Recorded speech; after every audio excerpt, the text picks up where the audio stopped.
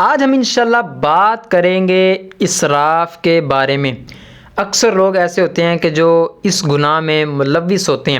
تقریباً اگر میں غلط نہیں ہوں تو 80-90% لوگ اس میں شامل ہیں کہ لوگ اسراف کرتے ہیں وضو کرتے وقت۔ بعض لوگ ہوتے ہیں کہ جب وضو کے لیے وضو خانے پہ آتے ہیں تو فل نل چھوڑ دیتے ہیں، اور بعض لوگ تو ایسے بھی ہیں کہ پہلے نل کھولتے ہیں پھر جناب والا کیا کرتے ہیں کہ اپنی جو آستین ہے وہ اوپر کرتے ہیں پھر وضو سٹارٹ کرتے ہیں، تو اتنے میں بے تحاشا پانی بہہ جاتا ہے۔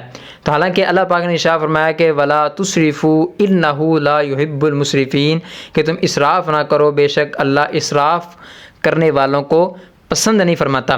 حضرت عبداللہ بن عمر رضی اللہ تعالیٰ عنہ سے مروی ہے کہ پیارے آقا مدینے والے مصطفیٰ صلی اللہ تعالیٰ علیہ وسلم ایک مرتبہ وضو فرما رہے تھے تو آپ نے فرمایا کہ لا تسرف فی الماء ولو کنت علی نہر جار، فرمایا کہ اگر پانی میں اسراف نہ کرو اگرچہ تم جاری نہر پہ بھی ہو۔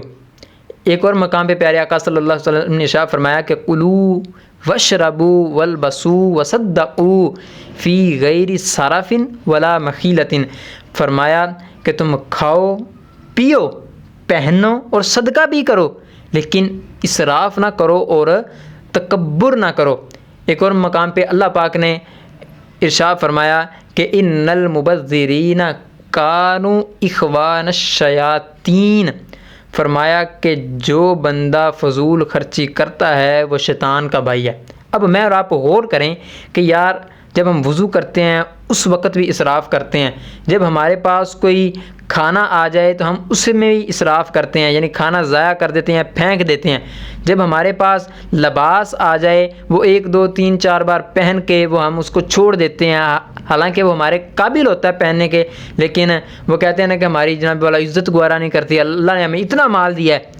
بھائی صاحب اللہ نے ہمیں مال دیا ہے لیکن اللہ پاک نے یہ نہیں فرمایا کہ تم اسراف بھی کرو، جس طرح تمہارا دل کرتا ہے تم کرو، نہیں، فرمایا کہ تم کو اگر اللہ نے مال دیا ہے تو اسراف نہیں کرنا ہے، کیونکہ اللہ پاک اسراف کرنے والوں کو پسند نہیں فرماتا۔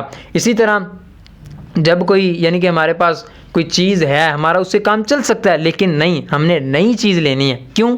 لوگوں کو دکھانا ہے۔ اس میں ایک تو اسراف کا گناہ مل جاتا ہے ہمیں اور دوسرا ریاکاری کا۔